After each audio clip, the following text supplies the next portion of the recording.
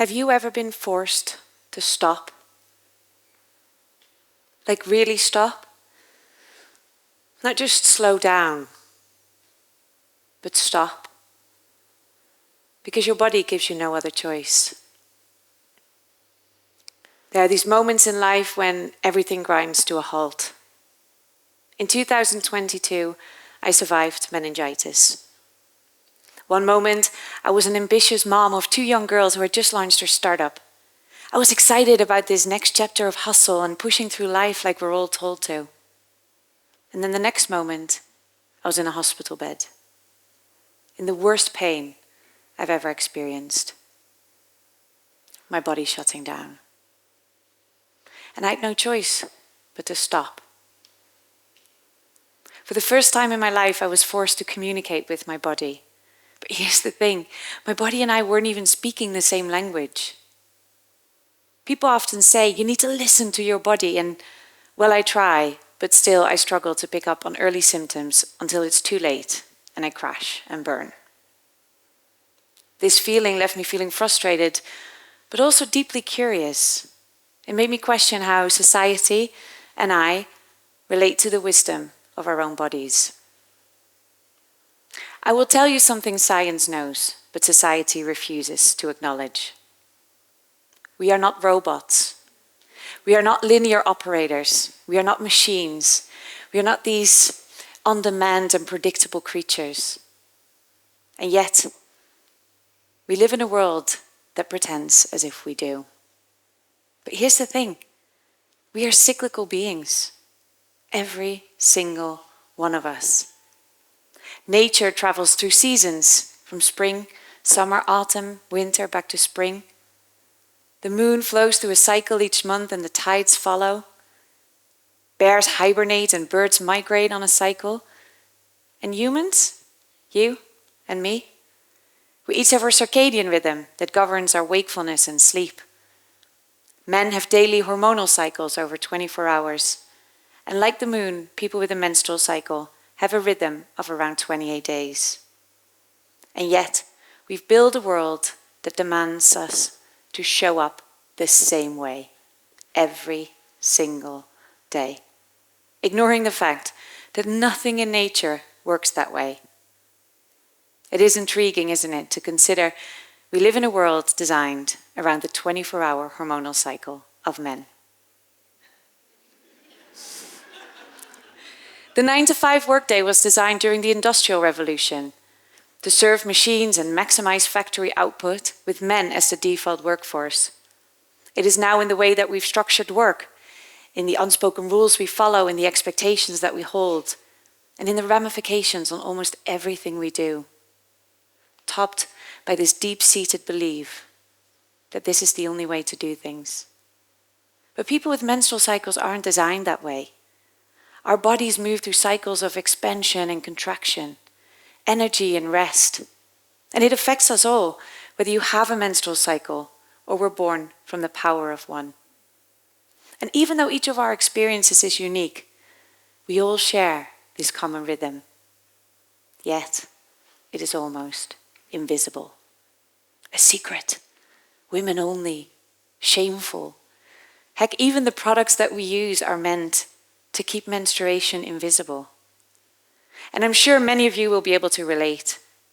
Did you know what was going on when you had your first period? Do you hide up your products up your sleeve when you walk to the toilet? And have you ever brought up menstrual health at work? But you are not alone. When I first started tracking the nuances of my cycle, I did it just for me. And then I started talking about it. And at first that was a little bit uncomfortable because these conversations are meant to be private and hidden. But I had experienced 3 miscarriages and I wanted to understand my body a little bit better. And then when I opened up about these experiences, others did too. And my miscarriages, a grief we carried as a family, became a shared experience as I discovered how many others had walked this path. And then something incredible happened. I watched how these conversations transformed entire spaces. A room full of strangers becoming kins. Because if we keep something hidden, how are we meant to resolve it? How do we change something that is invisible and that we don't fully understand? So how do we reclaim our cyclical nature? Where do we start? Somewhere along the way, we've built systems and workplaces that measure success in profit and productivity, not in how well people actually thrive. But businesses embracing flexible and cycle-aware practices see improved productivity, but also healthier, happier employees and reduced burnout for everyone. Because here's the thing. We created these systems, so we can change them. And we should. And that change starts with awareness, but only works when backed by action. Rethinking schedules from rigid to rhythm, making information and products accessible for all, and making small but powerful adjustments to the workplace, like temperature control and breathable uniforms.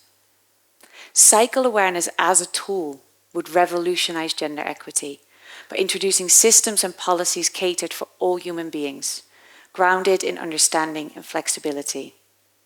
And when workplaces are designed for real people, not just for efficiency, we all benefit. When we reclaim cyclical living, we challenge the structures built to erase us.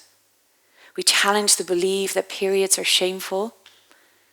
We challenge the idea that rest is lazy. And we challenge a system that forces us to ignore our bodies for the sake of productivity. Because here's the thing.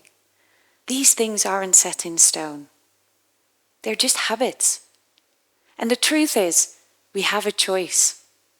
We can keep grinding, keep burning out, keep pretending that our biology doesn't matter. Or we stop and pause to listen to our bodies, to learn, unlearn. So what does this mean for us as menstruating individuals? Since every body is unique, I always speak of the reality rule. The only thing that is true is what is true for you. And to find out what is true for you, you would have to start tracking your cycle.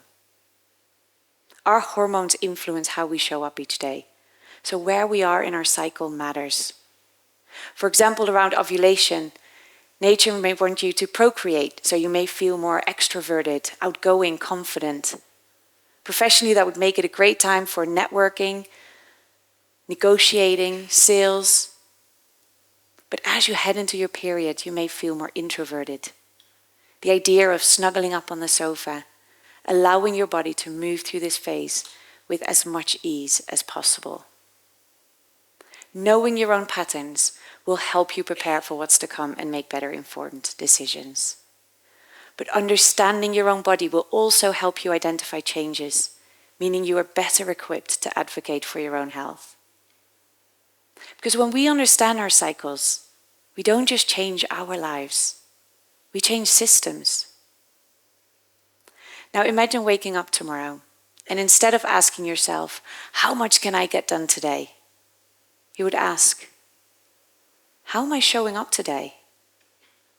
What rhythms may those around me need? And now imagine schools did this, workplaces, entire communities. We are not designed for the grind. We never were. We need to reclaim our cyclical nature. We need to listen, adapt, and create a world that flows instead of fights. And that first step, start listening. Start paying attention to the cycles that are all around us. Start paying attention to your own personal cycle. Because change begins one cycle at a time. And when we do this, we might just build something revolutionary. Thank you.